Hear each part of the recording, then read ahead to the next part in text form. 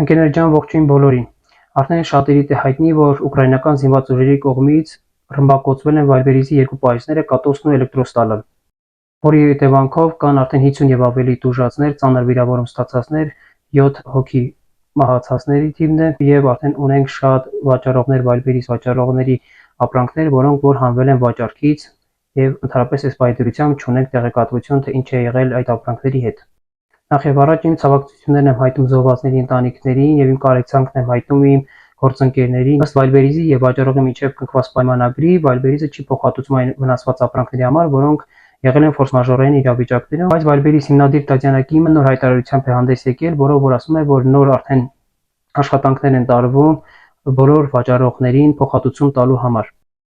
Բացի վաճառողներին փոխհատուցում տալուց, նաև փոխհատուցում կստանա զոհվածների ընտանիքներ 2 միլիոն ռուբլի չափով եւ արդեն ծանր վիրավորում ստացած աշխատակիցները։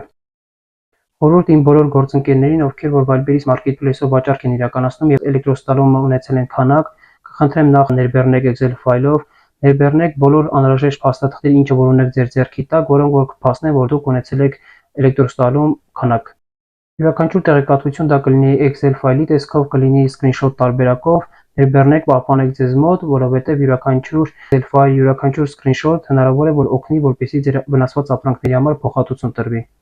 Նշեմ նաև, որ իմ ապրանքների որոշակի քանակ եւս գտնվել են Էլեկտրոստալի պահեստում եւ այս պահի դրությամբ այն զրոյացվել է եւ ասենք պաշտոնական տեղեկատվությունների, հետևեք պաշտոնական աղբյուրների,